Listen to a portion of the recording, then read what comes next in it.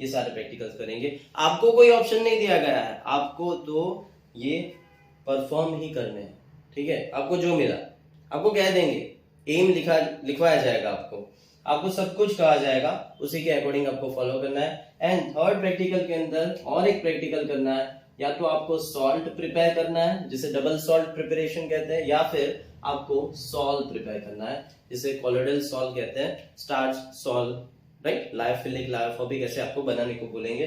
तो इस हिसाब से पूरी प्रैक्टिकल एग्जामिनेशन हो रही है, first hour, second hour, third hour, then 10 o'clock से 1 o'clock के अंदर आपको ये सब कुछ कंप्लीट करके दे देना है। फर्स्ट सप्लीमेंट्री के बारे में बात करते हैं। फर्स्ट सप्लीमेंट्री आपको दी जाएगी, उसके अंदर आपको थोड़ी शांति बनाए रखनी है। आप लैब के अंदर एंटर हो रहे हैं, लैब के अंदर जैसे ही आप एंटर हो जाएंगे, आपके जगह पे जैसे टेबल नंबर T1 है, तो T1 के ऊपर सॉल्यूशंस पड़े ही होंगे ऑलरेडी, ठीक है। उसके अंदर एक बड़ा बीकर होगा, लार्ज बीकर, और एक स्मॉल बीकर होगा, या फिर दोनों बीकर की साइज सेम भी हो सकती है, ऐसा कुछ जरूरी नहीं है। लेकिन समझने की बात यह है कि ये जो लार्ज बीकर होगा, जिसके अंदर KMnO4 का सॉल्यूशन दिया जाएगा, KMnO4 जिसका पर्पल कलर है, आपको पर्पल कलर देखते ही आपको पता चल ही जाएगा कि ये लार्ज बीकर के अंदर KMnO4 सॉल्यूशन दिया हुआ है। स्मॉल बीकर के अंदर क्या दिया हुआ है वो आपको भी नहीं पता है, ठीक है। अब आपको शांति बनाए रखनी है, एंड सभी लोग एंटर हो जाने के बाद आपको एम लिखवाया जाएगा, या तो अगर लैब के अंदर बोर्ड अवेलेबल है तो बोर्ड के ऊपर इस तरह से लिखा ही होगा एम, ठीक है। तो to determine the concentration of given potassium permanganate solution, मतलब इसका कॉन्सेंट्रेशन अपने को फाइंड करना है। Solution by titrating it against the solution of 0.05 molar FeSO4 NH4 twice SO4 dot H2O, मतलब कि ऑलमोस्ट यहाँ पे 6H2O आएगा, ठीक है, 6H2O है। एंड फेरस एमोनियम सल्फेट, इसे FAS का सॉल्यूशन कहते हैं। तो इसका मतलब ये है कि स्मॉल बीकर के अंदर ये वाला सॉल्यूशन दिया गया है, थोड़ा सा येलोइश टाइप का होगा, आपको पता चल जाएगा कि येलोइश टाइप का है। उसको आपको पिपेट आउट करना है। प्रैक्टिकल किस तरह से करना है मैं आपको समझाता हूँ, लेकिन पहले आप एम लिखेंगे, ठीक है। उसी के बाद तुरंत ही आपको केमिकल इक्वेशन लिखने को बोलेंगे, ये रहा केमिकल इक्वेशन, ठीक है। तो केमिकल इक्वेशन देख के लिखना बेटा, दो ही केमिकल इक्वेशंस है, एक प्रैक्टिकल है फेरस एमोनियम सल्फेट वाला, दूसरा प्रैक्टिकल है आपका H2C2O4 मतलब के ऑक्जेलिक एसिड वाला। अब कौन सा प्रैक्टिकल दिया है वो आपको एम देख के पता लगेगा, ओके। तो अगर स्मॉल बीकर के अंदर FAS सॉल्यूशन है, सर हमको कैसे पता चलेगा, तो बेटा आपको बोलेंगे, जब एम बोले या फिर एम लिखवाए तब ध्यान रखिए कि कौन सा प्रैक्टिकल अपने को है। ऐसा ना हो कि केमिकल इक्वेशंस आप फिर ऑक्जेलिक एसिड पूछा है और इसके लिख के आए तो आपको मार्क्स नहीं मिलेंगे। तो chemical equations are very important, मैं अभी आपको शेयर कर रहा हूँ।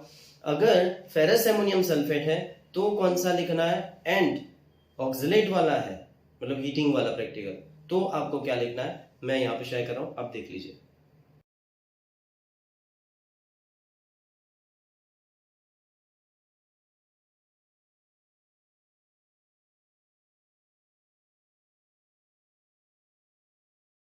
आपको पता चल गया होगा कि इसके अंदर कौन सा आपको केमिकल इक्वेशंस लिखने हैं। उसके बाद क्या करना है बेटा, तो उसके बाद ये ब्यूरेट है, फ्लास्क है, कलर चेंज है, इंडिकेटर, ये सारी चीजें लिखनी जरूरी है, ओके। ये आपको लिखनी है, प्रोसीजर नहीं लिखेंगे, प्रोसीजर लिखने की कोई जरूरत नहीं है। आप किस तरह से परफॉर्म करते हैं आपको कुछ बताना नहीं है, आप सीधे ये लिख देंगे ब्यूरेट के अंदर। अब ब्यूरेट बड़ी वाली जो ब्यूरेट होगी, ठीक है, इस तरह से ब्यूरेट होती है ना, जिसके नीचे पिंच कॉक होता है, रबर का कॉक है, एंड यहाँ पे आपका सॉल्यूशन गिरेगा। इसके अंदर आपको जो मार्किंग है 0 तक, 0 ml तक आपको भर देना है। कौन सा सॉल्यूशन बना है, पिंक कलर का सॉल्यूशन बना है, याद रखें पिंक कलर का। KMnO4 का जो सॉल्यूशन है, जो पर्पल कलर का जो आपको दिखेगा वो आप यहाँ पे बनेंगे।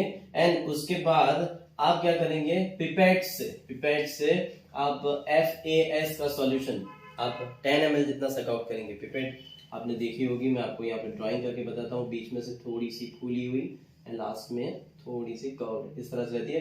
यहाँ पे हर एक की मार्क अलग अलग है। मैं देख रहा हूँ कि कोई इस तरह से बता रहा है कि सर मेरा मार्क यहाँ पे है, दूसरे का मार्क यहाँ पे है, तो मैं कहाँ तक सकाउट करूँ, ऐसा जरूरी नहीं है। आपका जो मार्क है वहां तक आपको एक फिंगर से ऐसे अंदर रखो एंड धीरे धीरे सकाउट करके सॉल्यूशन में से बाहर निकाल दो। आपका जो प्रैक्टिकल है बहुत अच्छी तरह से जाएगा, आपका कंट्रोल हो जाएगा इसके ऊपर। एंड धीरे धीरे से उसको छोड़ो यहाँ तक, एंड सीधा आप फ्लास्क रेडी रखे। फ्लास्क फ्लास्क के अंदर, ये जो बड़ा सा फ्लास्क होगा आपका इस तरह से, उसके अंदर सीधा सॉल्यूशन आपको डाल देना है और कुछ नहीं करना है। क्या ऐड करना है फ्लास्क के अंदर? देखिए बेटा मैंने लिखा हुआ है 10 ml x नॉर्मल। अगर आपका FeSO4 वाला प्रैक्टिकल है तो सर ऑक्सलेट वाला आया तो किस तरह से परफॉर्म करेंगे, मैं अभी आपको समझाता हूँ।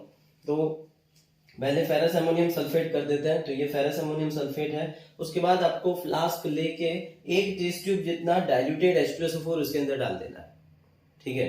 तो डाइल्यूटेड H2SO4 आप डालेंगे, देन आप प्रैक्टिकल परफॉर्म करना स्टार्ट करेंगे। फिर आप कुछ नहीं करेंगे, जो अपना फ्लास्क है, फ्लास्क उसको एज इट इज यहाँ पे रख देंगे।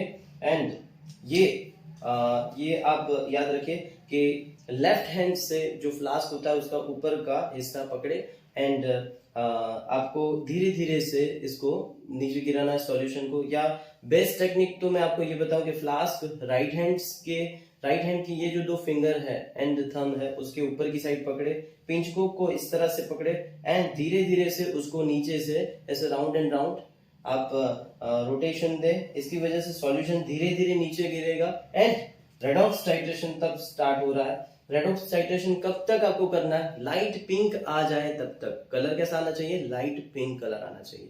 लाइट पिंक जैसे ही आ जाए आप खुश हो जाएंगे कि हाँ चलो मेरा रीडिंग आ गया, लेकिन वो खुशी अपने पास रखे, आपको किसी को रीडिंग बताना नहीं है। रिमेंबर, वेरी इंपॉर्टेंट बात कर रहा हूं मैं, आपको किसी को रीडिंग बताना नहीं है, आपको सिर्फ लिखना है एंड साइन करवानी है। मैं देखता हूँ यहाँ पे बहुत सारे बच्चे जो होते हैं वो ऐसे चिल्ला देते हैं, सर 10.6 आ रहा है, सर 10.7 आ रहा है, तो बाजू वाले भी डिस्टर्ब हो जाते हैं, उनका ऐसा नहीं आ रहा है या फिर ऐसा आ रहा है तो वो भी वही सेम रीडिंग लिख देते हैं। ऐसा जरूरी नहीं है।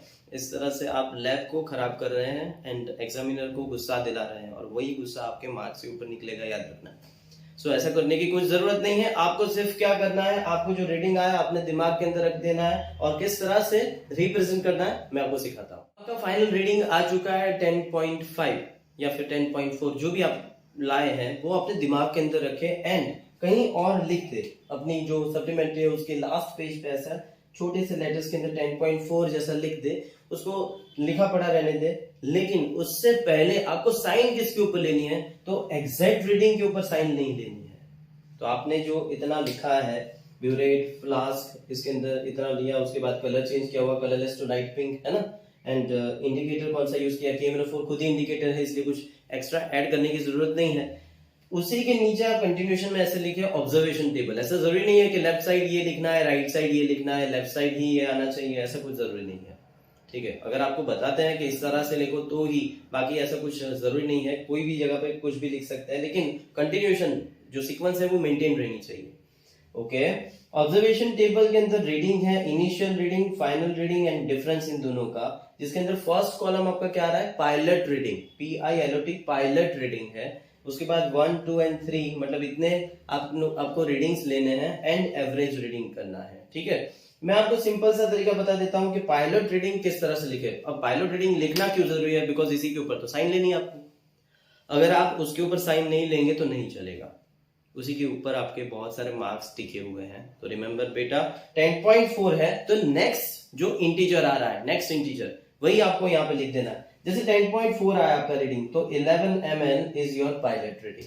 बहुत सारे स्टूडेंट को पता ही नहीं होता ऐसा पायलट रीडिंग को जैसा कुछ होता भी है, डायरेक्ट लिख के आ जाते हैं बस 10.4 सर मेरा तो यही आ रहा है, आपको जो करना है कर लो।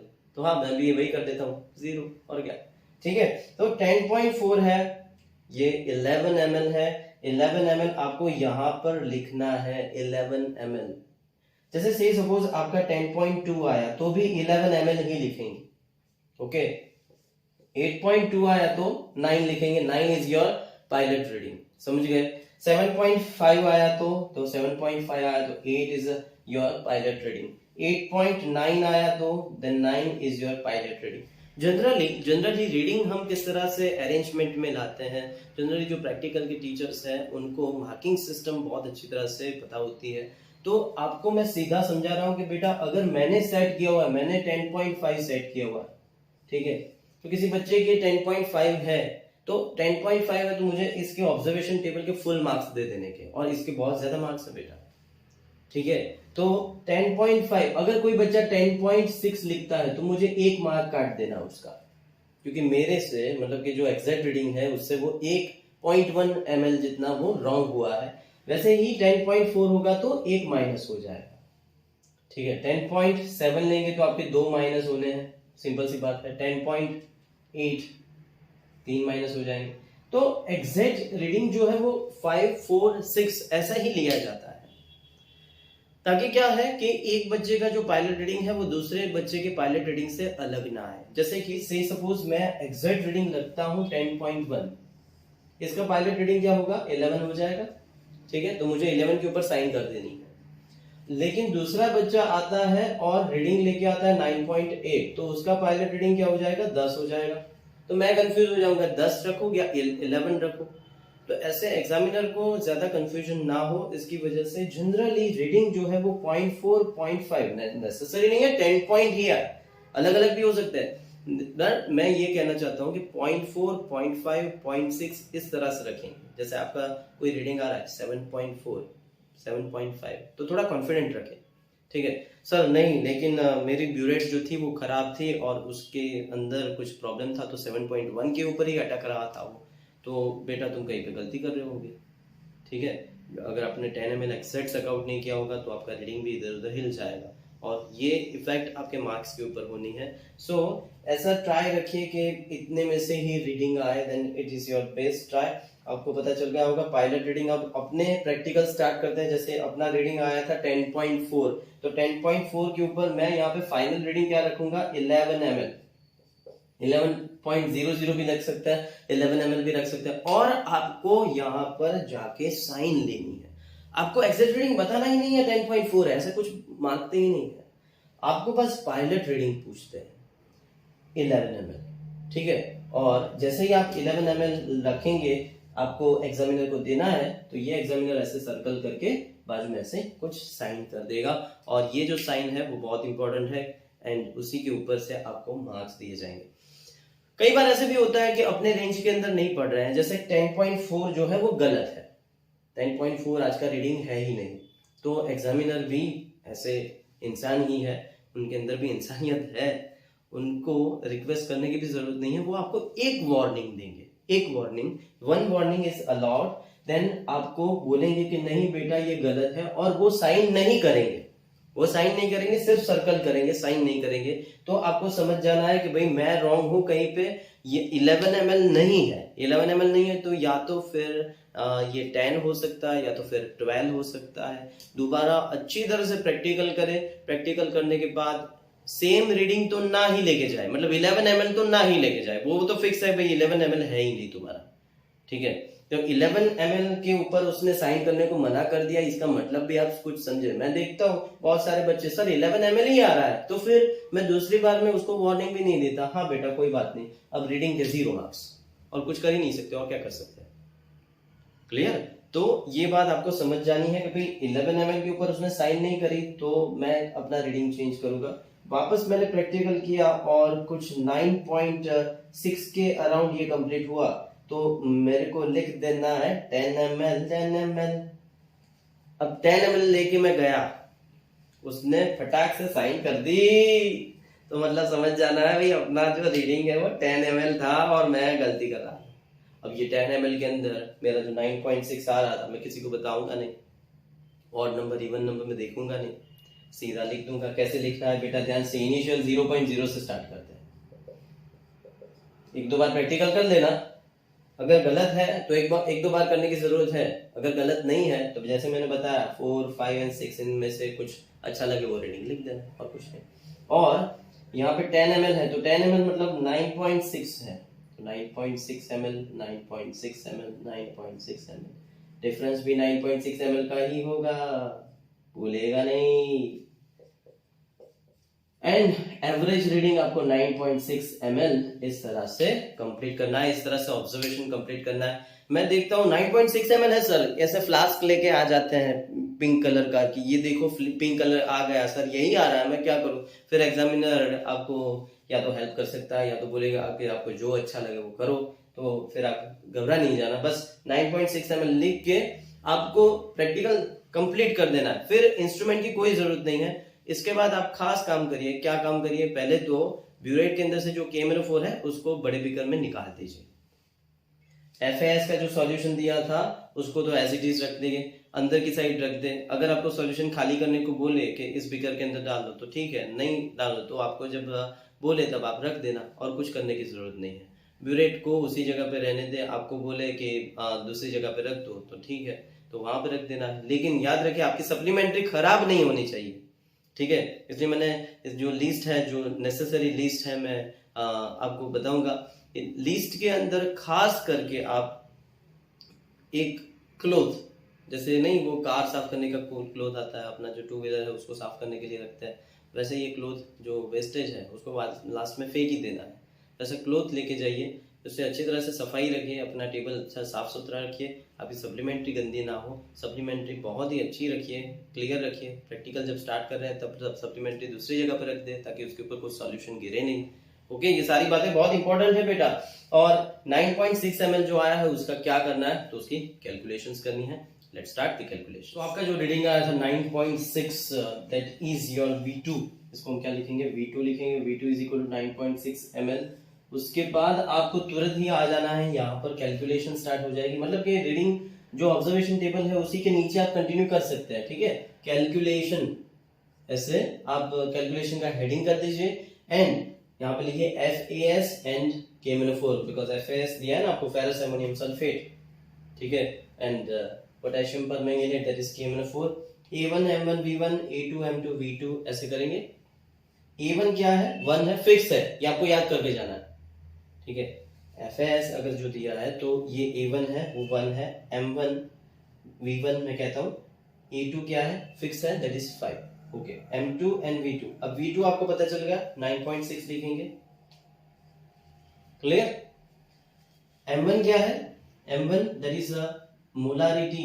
यहां पर से देखिए स्टूडेंट्स क्या करते हैं, दूसरे को पूछ लेते हैं यार FAS की मोलारिटी क्या है, तो यहाँ पे देखो ना बेटा, यहाँ पे दिया हुआ है वो वही तो लिखना है, और क्या करना है। 0.05 V1 हमने कितना लिया था, 10 ml जितना लिया था, है ना, 10 ml, तो 10 ml पिपेट आउट किया था इसलिए 10 ml। अब M2 को सब्जेक्ट बना दीजिए, then M2 that will be your answer, ठीक है।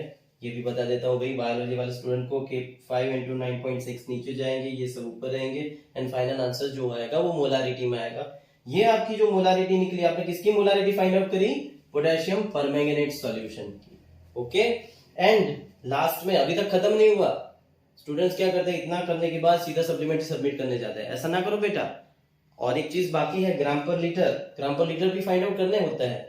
मोलारिटी जो निकली वो आप यहाँ पे डालेंगे, मोलर मास, KMnO4 का मोलर मास 158। वैसे आपको ये अगर ये याद नहीं रहा, आप पूछेंगे तो आपको बताएंगे, या फिर मैं आपको बताऊं KMnO4 जो है उसका जो एक डिब्बा होगा ना, डिब्बा लैब के अंदर अवेलेबल ही होता है, उसी के ऊपर उसका मोलर मास तो लिखा ही होता है। एग्जामिनर को बहुत ज्यादा परेशान करने की जरूरत नहीं है, दूसरे बच्चों को भी परेशान ना करे क्योंकि कैमरा ऑन होता है, ठीक है। याद रखिए 158 बेटर है, नहीं याद रहा डिब्बे के ऊपर लिखा होगा 158, एंड फाइनल अपना आंसर भी ग्राम पर लीटर में आ जाएगा, ओके। एंड लास्ट में रिजल्ट ऐसा लिख दे, ये अपनी इंप्रेशन है यार, इतना सिखाया तो इंप्रेशन तो बनती है। तो मोलारिटी ऑफ KMnO4 मोलारिटी में ऐसा लिखेंगे, एंड लास्ट में ग्राम पर लीटर जो यहाँ पे लिखा था वो यहाँ पे लिखेंगे, जो यहाँ पे आया वो यहाँ पे लिखेंगे। एग्जामिनेशन खत्म, फर्स्ट प्रैक्टिकल अपना खत्म, ओके। फर्स्ट प्रैक्टिकल अपना खत्म। तो आपको इतना लिखने के बाद भी कॉन्फिडेंट, बाजू वाले ने कितना लिखा, ये बाजू वाला तो आपसे भी कम जानता है, ऐसा ही समझिए, क्लियर। तो आपने इतना लिख के फिर सप्लीमेंट्री आपको सबमिट कर देनी है। आप सप्लीमेंट्री सबमिट कर देंगे, उसके बाद आप सेकंड सेशन मतलब कि इनऑर्गेनिक क्वालिटेटिव एनालिसिस या आपको जो भी रखा गया है आपको दे देंगे। एंड वेरी इंपॉर्टेंट बात, मैन्युअल इज अलाउड, मैन्युअल आपको अलाउड हो जाएगी, फर्स्ट प्रैक्टिकल के अंदर ही अलाउड नहीं है, ठीक है। तो ये बात थी पूरी फेरस अमोनियम सल्फेट के बारे में। अब मैं आपको बताता हूं किस तरह से हम H2C2O4 मतलब कि ऑक्सैलिक एसिड के लिए किस तरह से रीडिंग ले जाते हैं, देख लीजिए।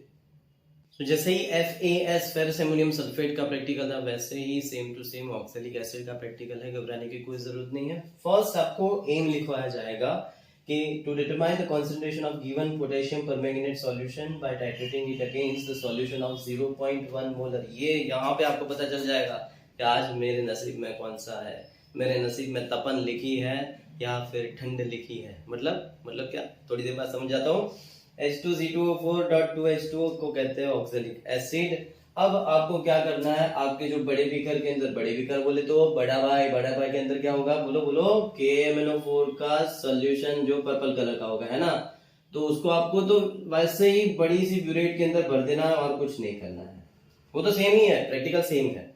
लेकिन जो छोटा बीकर है या फिर आपको जो ट्रांसपेरेंट सॉल्यूशन दिया है वो आप तब जाके समझेंगे। एक चीज कहनी भूल गया मैं, आप हड़बड़ी में ना जाए। हड़बड़ी में मैंने बहुत देखा है ऐसे, हड़बड़ी में जाएंगे और सॉल्यूशन गिरा देंगे।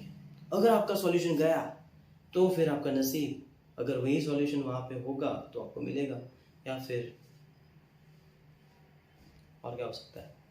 ठीक है, सॉल्यूशन गिरने नहीं चाहिए बेटा, बहुत इंपॉर्टेंट सी बात है ये।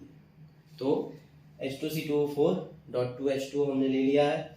छोटे बीकर का वैसे ही जैसे करते थे वैसे, है ना, फ्लास्क के अंदर 10 ml जितना सक आउट करके डाल देंगे पिपेट से H2CO4 एंड क्या लिखा है 1 टेस्ट ट्यूब डाइल्यूट H2SO4 इसके अंदर भर देंगे। ये डाइल्यूट H2SO4 आपको दिया जाएगा, आपको बोल देंगे डाइल्यूट H2SO4 यहाँ पे है, आपको फ्लास्क लेके वहां पे जाना है।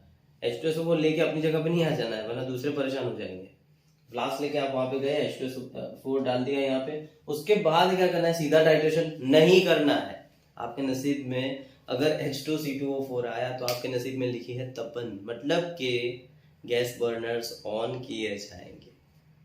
गैस बर्नर्स ऑन करने के बाद उसके ऊपर वायर गोज रखा जाएगा। कैसे, तो ये आपका जो बंसन बर्नर है ना, इस तरह से बंसन बर्नर होता है, पता है लैब के अंदर, तो उसके ऊपर ट्राइपॉड स्टैंड रखना है, उसके ऊपर वायर गोज रखना है। वायर गोज का जो बीच वाला वो सर्कल होता है ना व्हाइट कलर का, जो जिसको कहते हैं एस्बेस्टोस, तो उसके ऊपर अपना फ्लास्क रखना है। फ्लास्क याद रखिए बाहर से एंकरचिप से उसको अच्छी तरह से साफ कर दीजिए, कपड़े से उसको साफ कर दीजिए ताकि वो टूटे नहीं। बाहर से अगर कहीं पे भी वाटर मॉलिक्यूल होगा वो ब्रेक हो जाएगा। तब तक आपको हीट करना है, तब तक आपको बॉईल नहीं करना है, तब तक आपको हीट करना है जब तक यहाँ पे वाटर की वेपर्स आ जाए। छोटी छोटी वाटर की वेपर्स आपको दिखी जाएगी।